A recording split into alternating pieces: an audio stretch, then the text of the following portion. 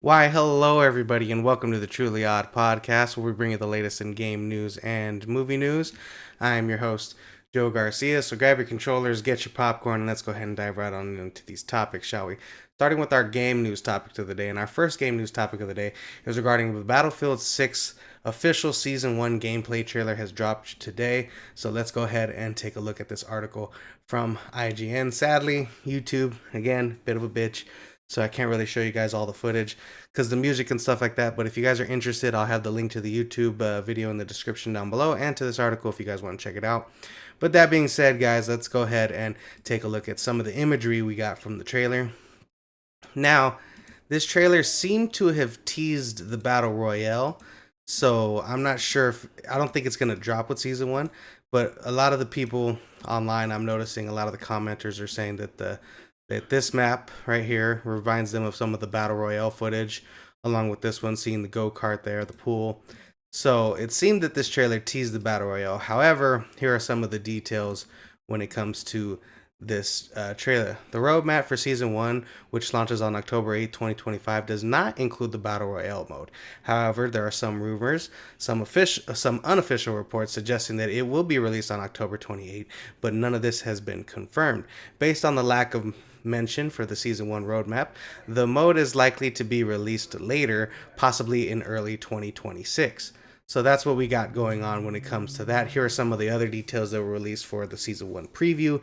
Here are the maps. So my thought process is this new map here that everyone's thinking is going to be part of the Battle Royale mode might connect with another map. As you can see here, you kind of have a city in the distance. I think the Battle Royale mode possibly will expand that far ahead, so we're just gonna have to wait and see what happens there when it comes to all that information. But let me know what you guys thought of this trailer. I thought it was a nice, cool announcement trailer. I've been having fun with Battlefield so far. I'll see if I can bring you guys a review of the campaign and some of the multiplayer this weekend, so we'll let you guys know. I wanted to do the review when I got about 25 hours of gameplay, and I'm coming close to that. Sadly, I couldn't continue to play the game constantly because, just life and stuff like that. But so far, I've enjoyed my time, just so you guys know. That being said, guys, let me know what you thought about the Season 1 trailer for the Battlefield 6, and let's go ahead and move over to our next topic of the day, shall we? And our next topic of the day is regarding Remedy CEO Tero Virtalia, forgive me if I'm pronouncing that wrong, steps down following the continued FBC Firebreak struggles. Let's go ahead and take a look here at this article from Game Rant. Tero Virtala, I hope I'm pronouncing that right. Tero Virtala has exited the role of CEO effective immediately, with co-founder Marcus Mackey stepping in as interim CEO. That's basically he's holding the position until they find another CEO. The departure follows disappointing sales from FBC Firebreak, Remedy's first multiplayer game set in the Control universe. With Control 2 in development and Alan Wake 2 leaving, with I'm gonna start that over. With Control 2 in development and Alan Wake 2 leaving room for expansion, Remedy's next CEO will shape whether the studio continues its driven legacy or explore more multiplayer ventures. And the truth is, with how horrible this Firebreak has been so far as this release, I very much doubt that they're going to continue with their multiplayer aspect of what they got going on. See, what studios fail to realize, at least I feel that the game industry fails to realize, is there is so much competition with multiplayer games. Multiplayer games, while yes, they do have the money to back it up, as far as continued playing, continued purchasing, continued seasonings, and that's continuous revenue for studios. What they fail to realize is that you have to compete with all these other companies doing the same thing. And when you don't have a franchise that's set for multiplayer and you try to introduce it in this way, it doesn't benefit the game. The best way to do it is kind of how Call of Duty started, kind of how Halo started. All of them started with a campaign game like Control and introducing multiplayer through that. So I think their best bet was to do a Control 2 and introduce a multiplayer through that, see how that went over time, and then eventually spin off into this FBC Firebreak, because I bet a lot of players probably didn't even know that it was part of Control. Honestly, when I saw that, I didn't think it was true. So, but apparently it is. I guess I didn't even know that. But if you guys are interested in this game, and if you've played it and if you think this is sad news to see the CEO go, let me know what you guys think about it in the comment down below. Seeing as it's failure, it made sense that he would leave his role. You know, the buck stops with him. He's the leader of the company, so when companies fail like this and they struggle really badly, it is the CEO's responsibility to take ownership of that failure and move things along past his stay. So we'll have to wait and see what happens with the new CEO coming in. But my advice to the new CEO, if I were to give it, would to be focus on your single player campaign for now, and then maybe expand into multiplayer later if FPC picks up after a while. We'll have to wait and see what happens. But let me know what you guys think about this in the comments down below. All right, guys, that being said, let's go ahead and move over to our next game news topic of the day. And our next game news topic of the day is regarding Bethesda is teasing Fallout 76 expansion and a Fallout 4 content ahead of its Fallout Day broadcast. Let's go ahead and take a look at this article from IGN. So, Fallout Day broadcast is set for October 23rd, which is tomorrow. And Bethesda will showcase updates for Fallout 76, Fallout Shelter, Fallout 4, and more, including new merch and community events.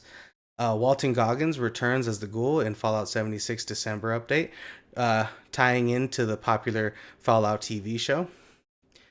New modded content is expected for Fallout 4, while rumor of remakes and a Fallout 5 persist, though Bethesda remains focused on long-term franchise care. So, a lot of fans really want them to give an update on if they're going to be doing a Fallout 5 or doing a remake of Fallout 3, but it doesn't seem that will be the case. We're going to have to see what's going to happen with this Fallout Day tomorrow. I'm sure there'll be a lot of news and announcements regarding what's going on there.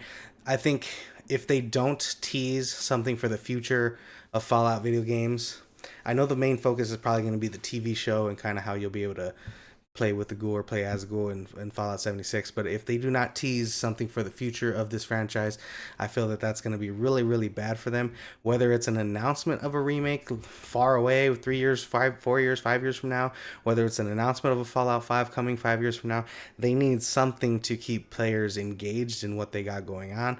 Now, I know they got Fallout 4, Fallout 76, but those are both older franchises at this point, and I don't think anyone's very interested in those older games. They want something new. They want something maybe even remade.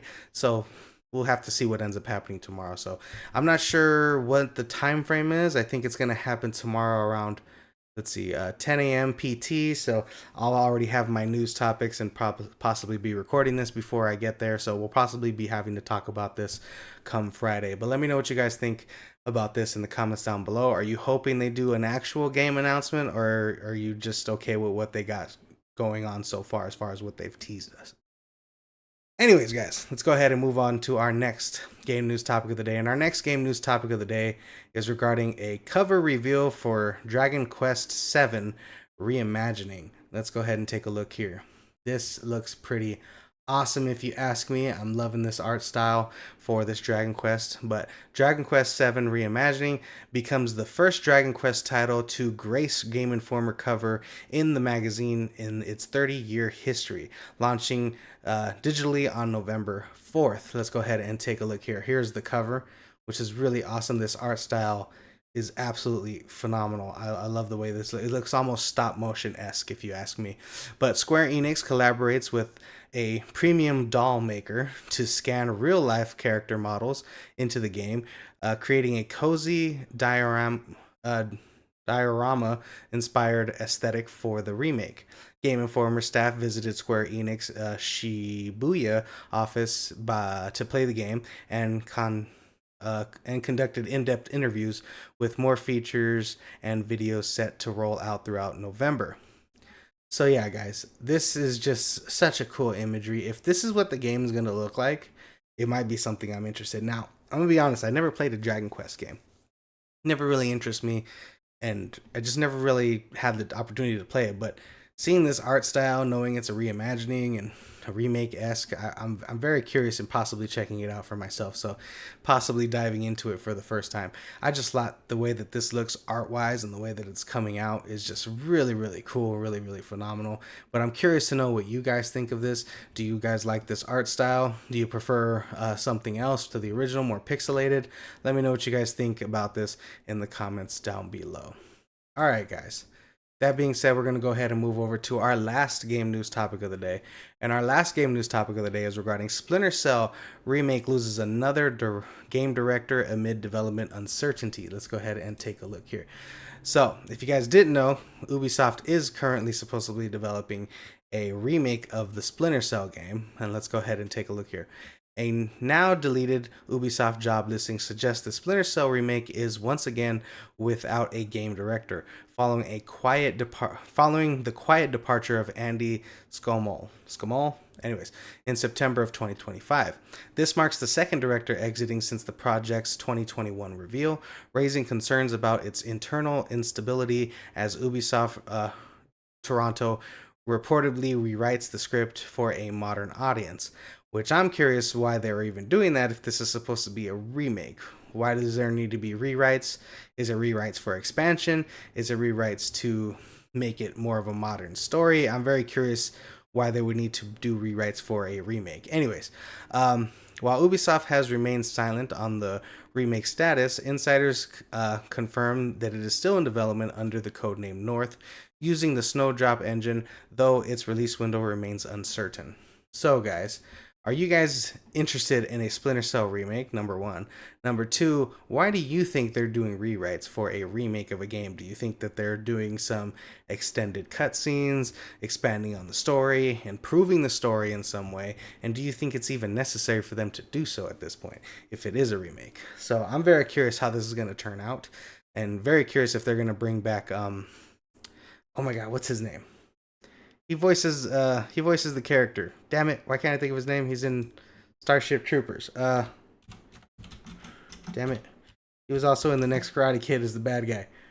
And I'm sure he's done a lot more that I can't think of right now. I don't know why I'm thinking about those two roles overall. What is his name? Michael Ironside, that's his name. If you don't know who Michael Ironside is, I'll bring him up right now on the screen. This is Michael Ironside. He's been the voice of the main character in Splinter Cell for many, many years. If you don't know him, he's in Total Recall. Like I said, this is him as an older gentleman, but this is him much younger. You might recognize him as a younger actor because, yeah, it's been a while. But I wonder if they're going to bring him back to do the voice for the character or if they're going to pass it on to a newer actor. So I'm very curious how that's going to all turn out.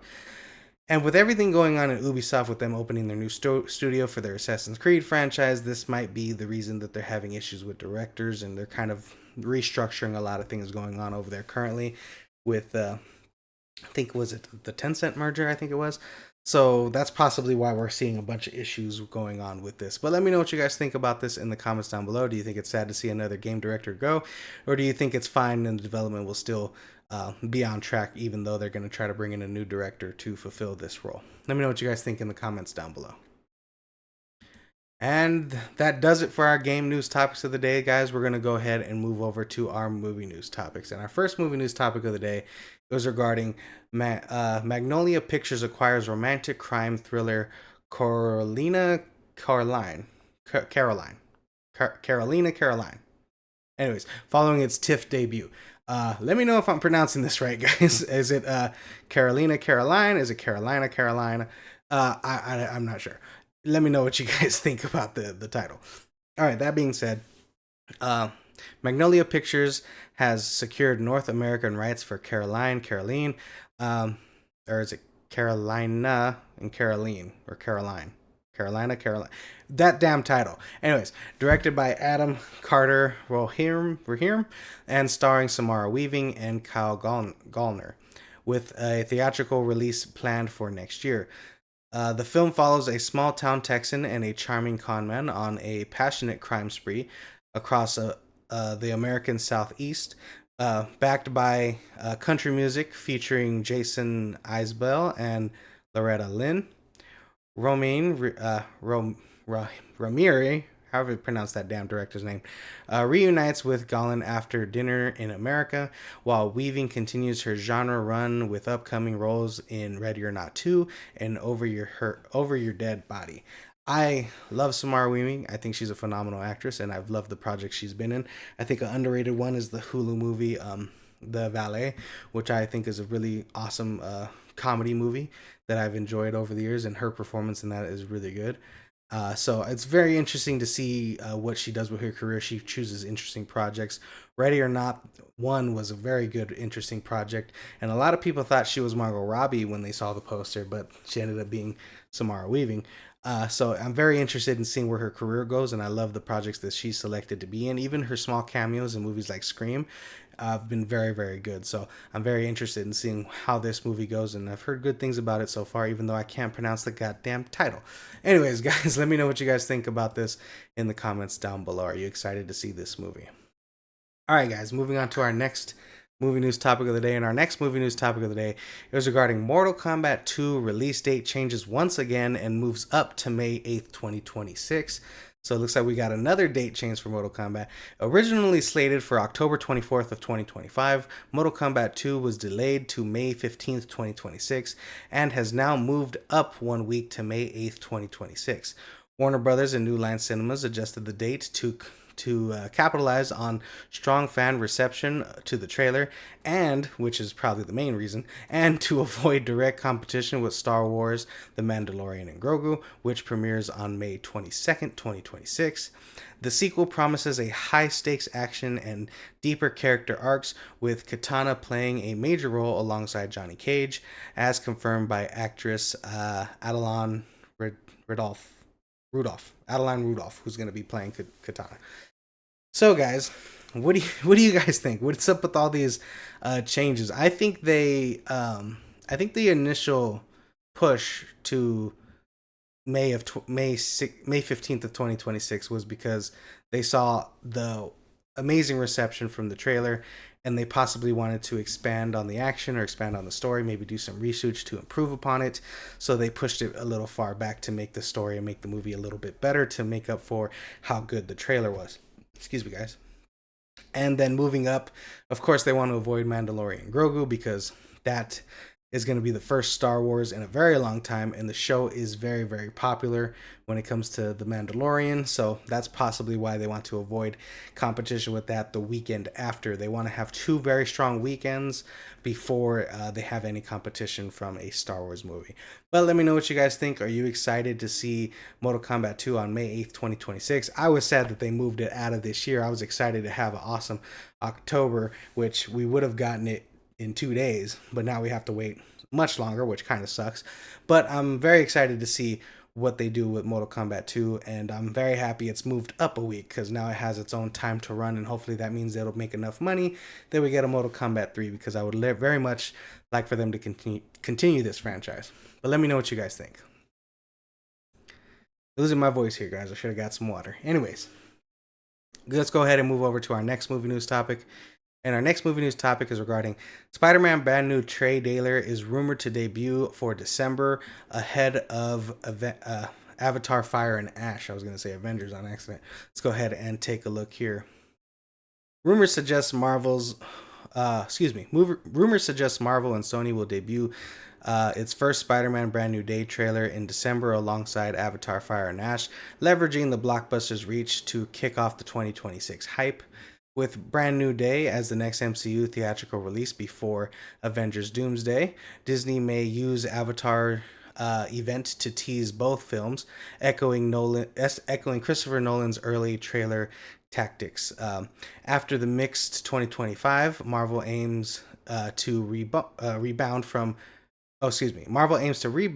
with Spider-Man Brand New Day and Avengers Doomsday, both expected to surpass $1 billion, and re-engage fans' enthusiasm ahead of Secret Wars in 2027.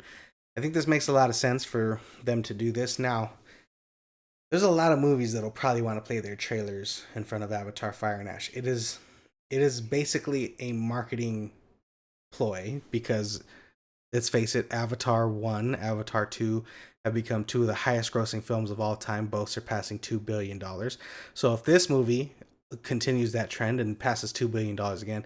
You're going to get eyes on Spider-Man trailers, eyes on Avengers Doomsday teaser trailer, eyes on Christopher Nolan movie trailer that'll probably play before that, eyes on maybe a Supergirl trailer that's also rumored to play before that.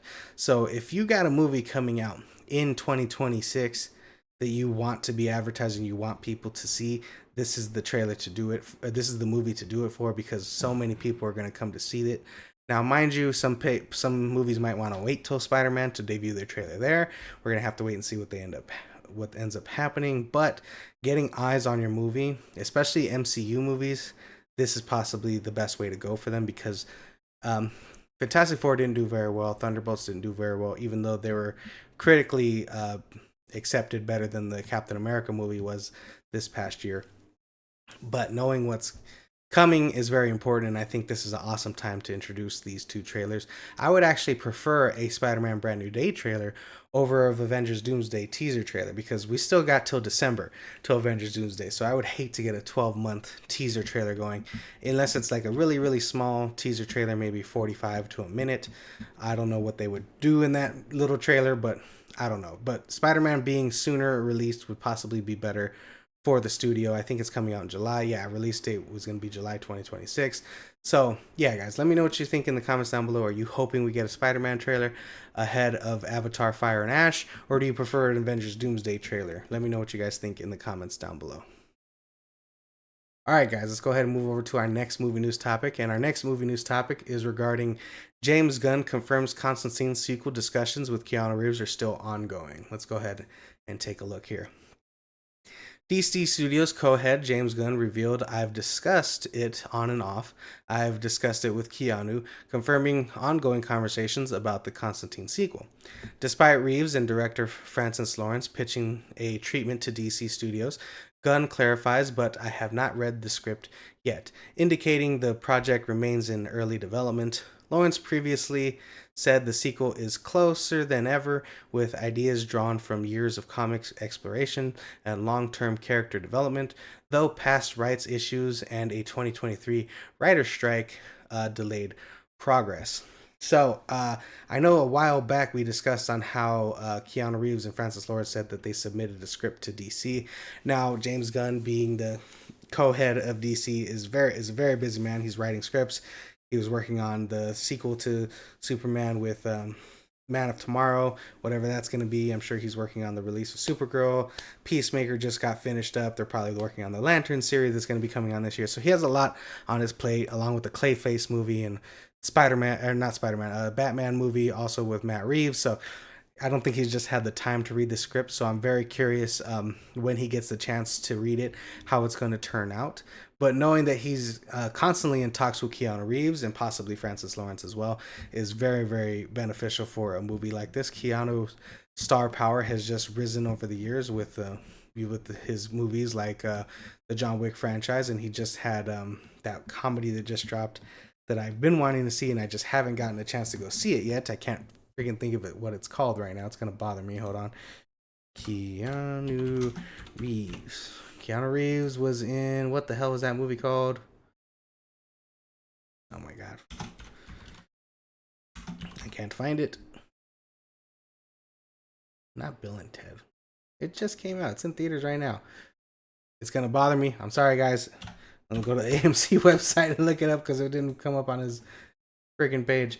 Good Fortune. My apologies. Anyways, Good Fortune's out, so I'm not sure how that's doing. I think it's doing decent at the box office from my understanding when we read the box office report.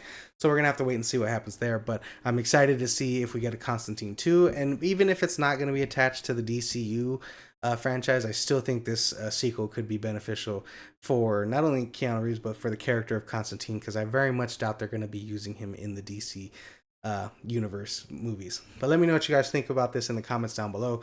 Are you hoping he gets a chance to read the script soon? And what do you guys think about him continuing to be in talks with Keanu?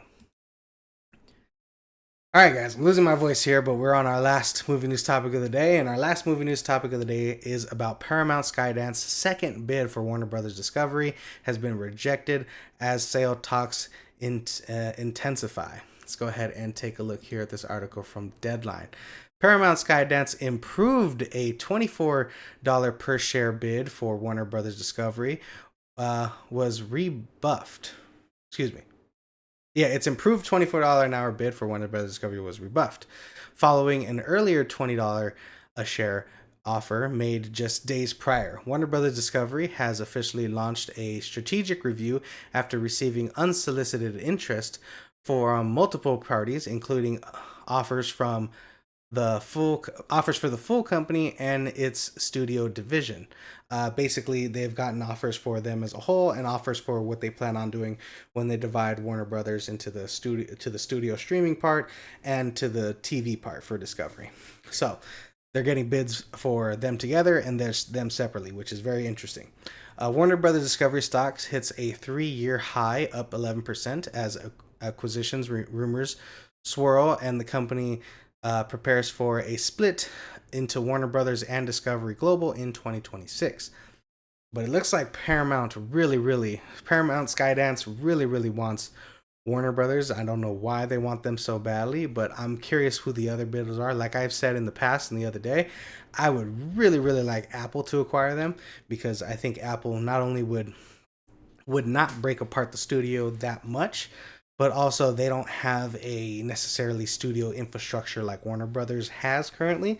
So I think them coming in would be most beneficial for the industry overall, because if Paramount buys them, that's two major studios under one roof, and monopolizing things, causing people to be laid off with this merger and stuff like that.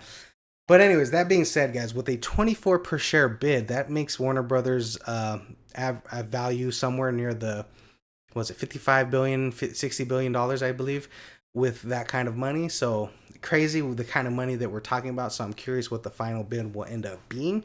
And I'm also curious, when they do split it into two companies, will the value of the new Warner Brothers company with streaming and just the studio be as valuable as $24 per share, or will it be more valuable as a whole with Discovery Global itself? That's something you have to look out for when it comes to things like this. But I'm curious who the other potential suitors are.